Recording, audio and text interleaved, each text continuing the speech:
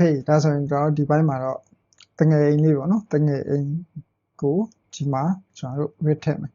အဲ့တော့အရင်ဆုံးလိုအပ်တဲ့ကျွန်တော်တို့ 3D ကာစာလေးခေါ်လိုက်မယ်ပြီးရင်8A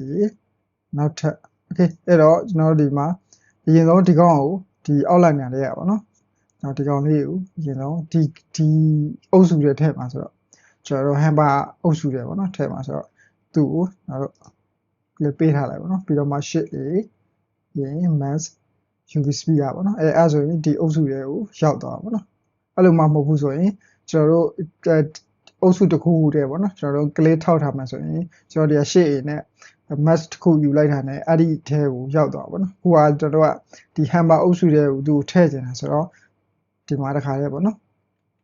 အဲ့တော့ site သေးလိုက်မယ်ကျွန်တော်ဒီကောင်းကိုလည်းကျွန်တော်ဒီမျက်လုံး site ပေါ့နော်အဲ့လောက်ကလေးလုပ်လိုက်H90 degree Okay စိုက်ဦးဒီလောက်ပေါ့နော်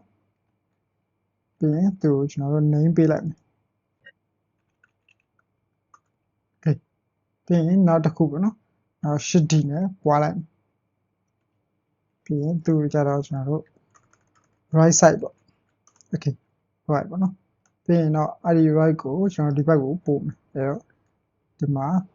Shift S 2ပြီးရင် cursor ခေါ်လိုက်မယ်ပြီးရင်ကျွန်တော်တို့ဒီ I ပေါ့နော်ဒီ string ကလုံးမဲ့အကောင်လေးကိုသူ့ရှိကိုခေါ်လိုက် Okay အဲ့ဆိုရင် where ဒီဘက် left right ပေါ့နော် Okay ရောက်သွားကျွန်တော်မျက်လုံး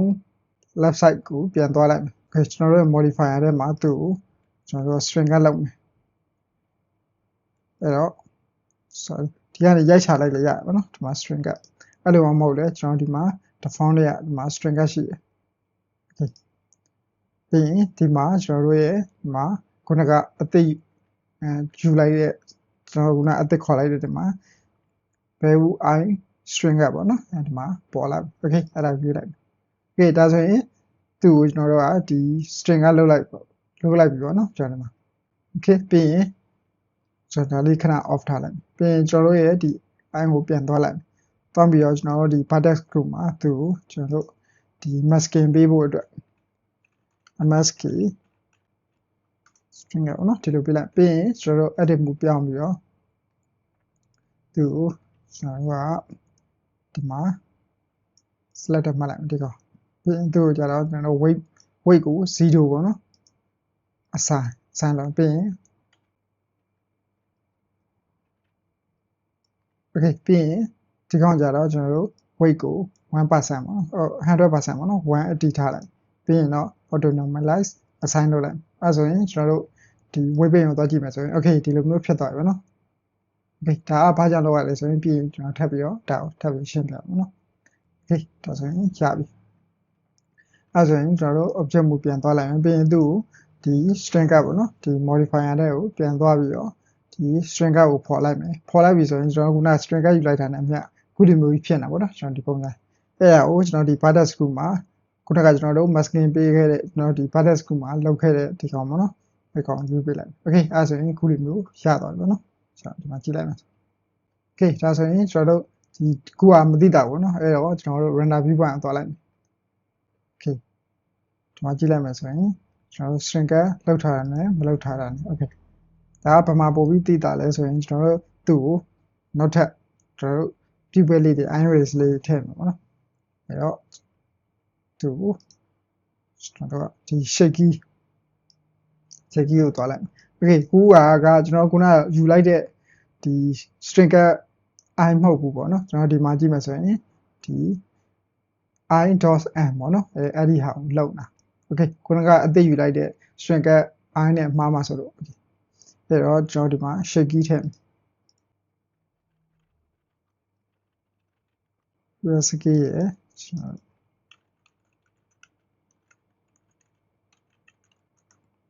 shaky Okay ပြီးရင်ကျွန်တော်ဒီ pupil scale ပေါ့နော်ဒီကောင် edit မှုပြောင်းလိုက်ပြောင်းပြီးရင်ဒီကောင်ကို select လိုက်ယူပြီးရင်ကျွန်တော်တို့ဒီ proportional ပေါ့နော်အပေါ်ကဒီကောင်လေးသူ့ကို on ပေးထားလိုက်ပေါ့ပေးပြီးတော့ကျွန်တော်တို့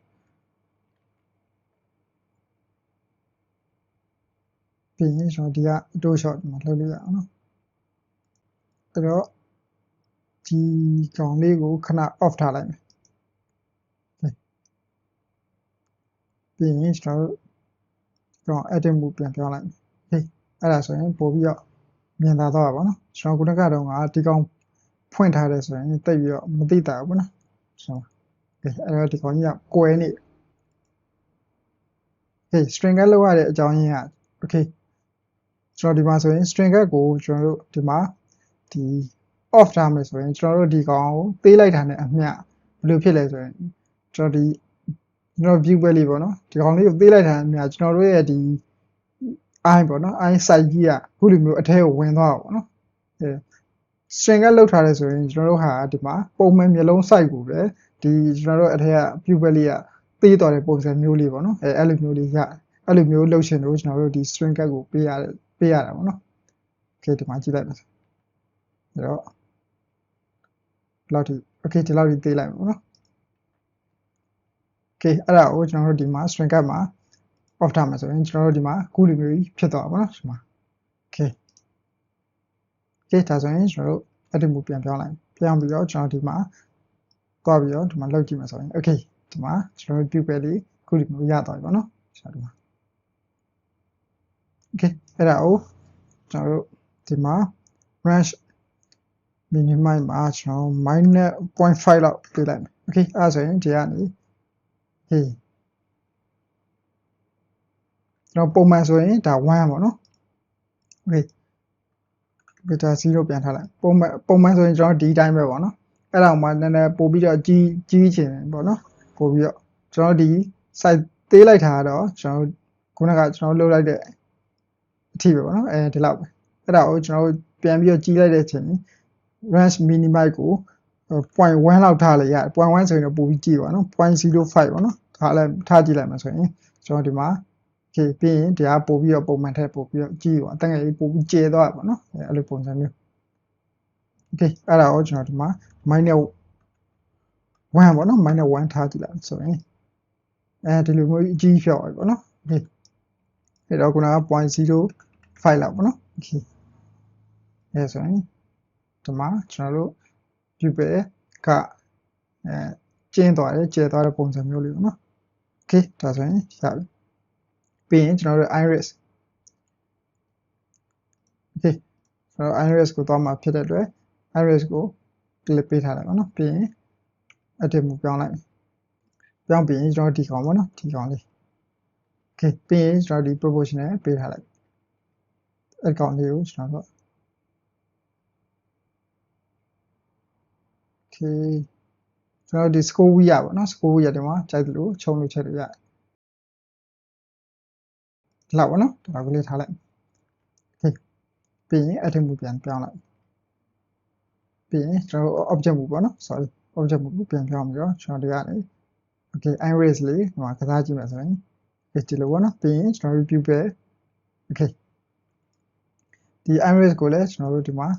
နောက်ထပ်ခုနကလိုပဲ 0.05 လောက်ထားလို့ရတယ် okay ဒီမှာ okay ဒါဆိုရင်ရပြီပေါ့နော်ဒါဆိုရင်ကျွန်တော်အခုနေထားအခုဒီမှာ string ကတွေလောက်ပွားပြီးပြင် shape ကြီးတွေလည်းထည့်ပွားဒါမဲ့ပြီးတော့မှကျွန်တော်တို့ဒီဘုံနေနဲ့ပြန်ပြီးချိန်မယ်ပေါ့နော် okay အဲ့တော့ဒီအခုက left side ပေါ့နော်ပြီးရင် right side ကိုလည်းဒီလိုပဲကျွန်တော်လုပ်လိုက်မယ်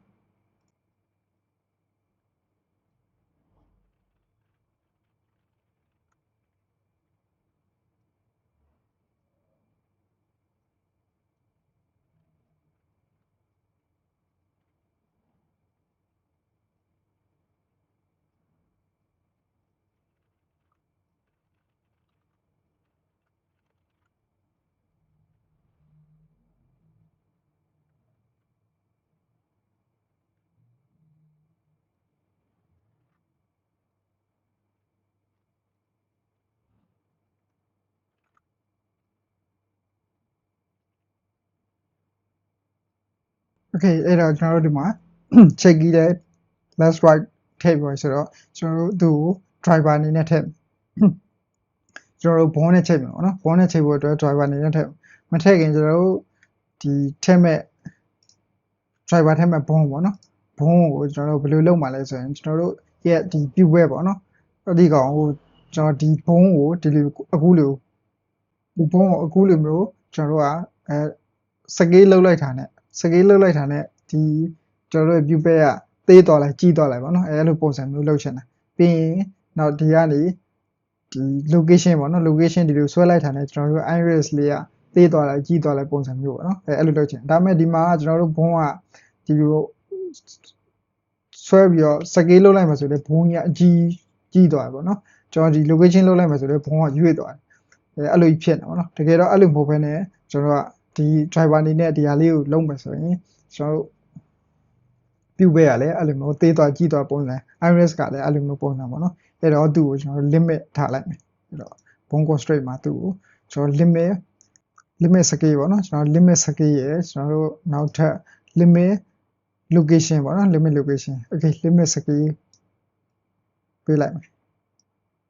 ဆိုတော့1 okay limit scale ပြီးရင်ကျွန်တော် limit location okay အဲ့ဆိုရင်ကျွန်တော်ဒီမှာအခုဆွဲသွားပြီးတော့ဆွဲကြည့်လိုက်မယ်ဆိုရင်မရတော့ဘူးเนาะကျွန်တော်တို့ location မရတော့ဘူး scale ဒီကြည့်မယ်ဆိုလည်းမရတော့ဘူးเนาะ okay အဲ့ဆိုရင်ကျွန်တော်တို့ဒီဖုန်းကို driver အနေနဲ့ထည့်လို့ရပြီ okay ဒါဆိုရင်ကျွန်တော်တို့ဒီ iron ကိုပြန်သွားလိုက်မယ်ပြီးရင်ကျွန်တော်ဒီမှာ button screw မှာပေါ့เนาะအဲ့တော့ shaky မှာကျွန်တော် right click add driver ပေါ့เนาะ okay add driver ပြီးရင်ဒီဘေးလေးကကျွန်တော်တို့ဒီမှာက transbound channel ပေါ့เนาะကျွန်တော်ပုံမှန်ဆိုရင်ကျွန်တော်တို့ရှေ့မှာ single property တွေပါနေချိန်တာပေါ့เนาะဒီမှာတော့ transbound channel ပြီးရင် object ကကျွန်တော်တို့ရဲ့ဒီ bridge မျိုးစားပေါ့เนาะကျွန်တော်ပေးခဲ့တဲ့ value bridge ပေါ့เนาะ okay ပြီးရင် default i.n ပေါ့เนาะဒီ bond နဲ့ကျွန်တော်တို့ချိန်ပါဆိုတော့ပြီးရင် types က average scale space ကြတော့ကျွန်တော်တို့ transbound space ပေါ့เนาะ okay အဲ့ဆိုရင်ကျွန်တော်တို့ရဲ့ဒီမှာကြည့်လိုက်မယ်ဆိုရင်ခုလိုမျိုးကြီးဖြစ်သွားကျွန်တော်တို့မျက်လုံးอ่ะပေါ့เนาะဒီလိုမျိုးကြီးဖြစ်သွားအဲ့တော့သူ့ကိုကျွန်တော် variable ပြန်ထားပြီးရက -1 ပေါ့เนาะ okay အဲ့ဆိုရင်ရပြီပေါ့เนาะ okay အဲ့တော့ကျွန်တော်ဒီကနေ post မှုသွားပြီးတော့ကျွန်တော်တို့ဒီ default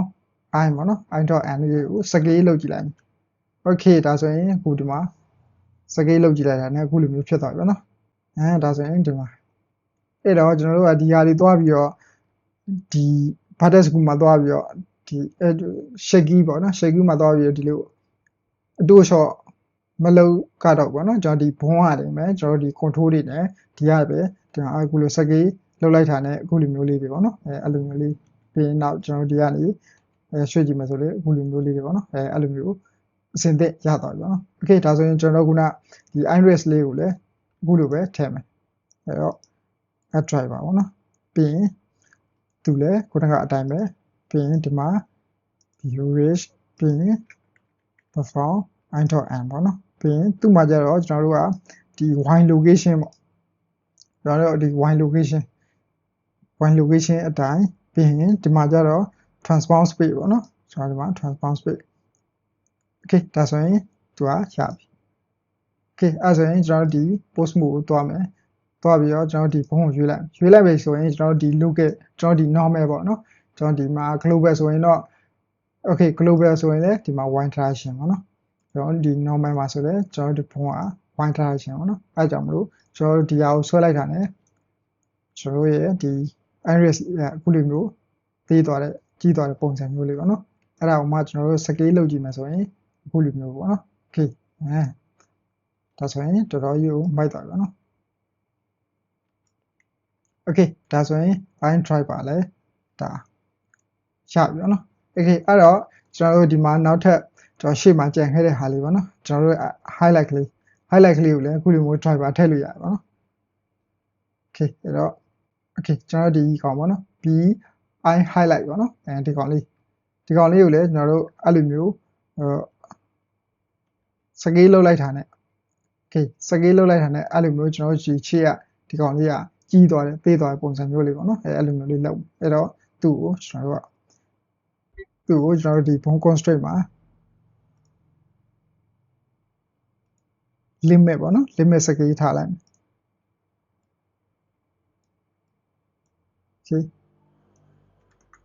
okay သူ limit scale ထားအဲ့ဆိုရင်ကျွန်တော်ဒီကနေသူ့ကို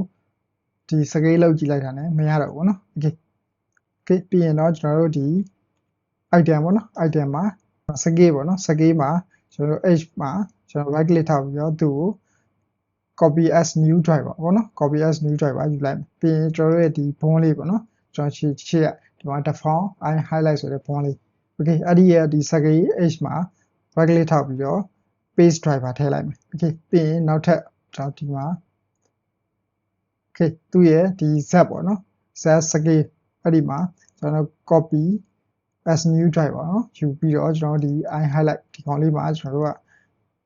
paste driver ထည့်လိုက် okay အဲ့ဆိုရင်ကျွန်တော်ဒီကနေ scale လုပ်ကြည့်လိုက်တာ ਨੇ ကျွန်တော်တို့ I highlight ကလေးကဒီမှာကြည့်လိုက်မယ်ဆိုရင် okay ဒီမှာအခုလိုမျိုးလေးဒီမှာကြီးသွားသေးသွားတဲ့ပုံစံမျိုးလေးပေါ့နော်ကျွန်တော်ဒီမှာရပြီအဲ့တော့ထားပါတော့ကျွန်တော်ဒီကနေရှေ့မယ်ပြီးရင်ကျွန်တော်တို့ဒီကောင်လေးကို okay ကျွန်တော်ဒီကောင်လေးကိုဒီမှာကျွန်တော် I highlight ကလေးကိုလည်းအခုလိုမျိုးလေးအတူရှော့လောက်ပြီးတော့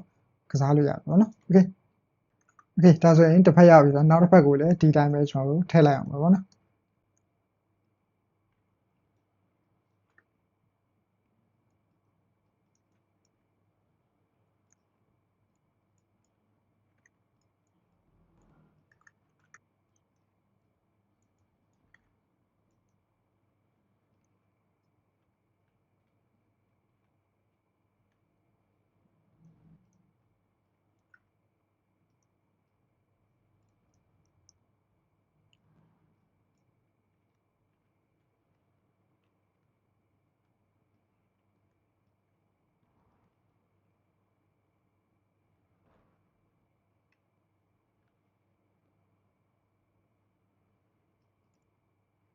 okay ဒါဆိုရင်အလုံးလည်းရကြမှာလို့မျှော်လင့်တယ် okay အဲ့တော့ကျွန်တော်တဖြည်းဖြည်းနဲ့လည်းဒါ mouse တွေလည်းရပြီကျွန်တော်တို့အကုန်လုံးစုံလာပြီပေါ့နော်ကျွန်တော်ဒီခုဆိုရင်မျက်လုံးလည်းပြီးပြီဆိုတော့တဖြည်းဖြည်းနဲ့နောက်ကျွန်တော်တို့ eyelid ပေါ့နော်eyelid လောက်တဲ့ဆိုရင်ဟိုဒါပြီးပြီလို့ပြောလို့ရတယ်ပေါ့နော်ပြီးရင်နောက်ကျန်တာသွားလို့ရှာလို့နော်ပြီးရင်နောက်ထပ်လိုအပ်တဲ့ဒီအရာလေးထပ်ဖြည့်လိုက်တယ်ဆိုရင်ကျွန်တော်ဒါလုံးဝကျွန်တော် working perfect ဖြစ်ပြီပေါ့နော်